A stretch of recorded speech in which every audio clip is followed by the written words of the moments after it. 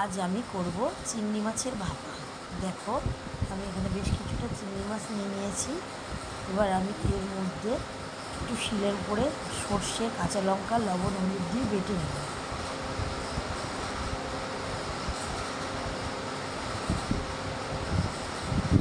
দেখো, আমি এখানে চিংড়ি মাছটা নিয়ে নিয়েছি। এর মধ্যে আমি একটু বেশ পরিমাণে একটু সর্ষের তেল দিয়ে দেবো।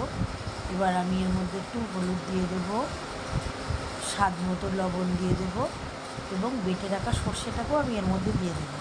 দিয়ে আমি এটাকে সুন্দর করে মেখে নেব। আমার মাখটা কিন্তু কমপ্লিট হয়ে গেছে। এবার আমি একটা কড়াই বসিয়ে নেবো গ্যাসের উপরে। কড়াইয়ের মধ্যে সামান্য পরিমাণে একটু জল দিয়ে দেবো। মেখে রাখা বাটিটাকে আমি এর মধ্যে বসিয়ে ঢেকে গ্যাসটা ধরিয়ে দেবো। দিয়ে আমি আধ ঘন্টা মতন এটাকে ছেড়ে দেবো।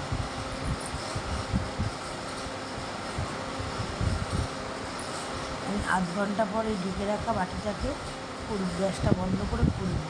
দেখো, আমার কিন্তু আধ ঘন্টা হয়ে গেছে। দেখো কি দারুণ কালারটা এসেছে, জাস্ট তোমরা দেখো। তোমরা এইভাবে করে খেও, তোমাদের কিন্তু দারুণ লাগবে। আমি অনেকটা ছেলেকে ভাতের সঙ্গে দেব, ছেলে খেয়ে বলবে কেমন হয়েছে। চলো বন্ধুরা, দেখো।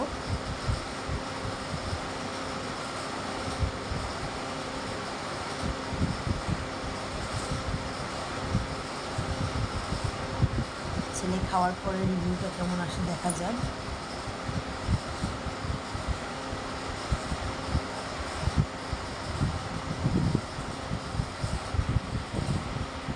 ছেলে কিন্তু বলেছে দারুণ।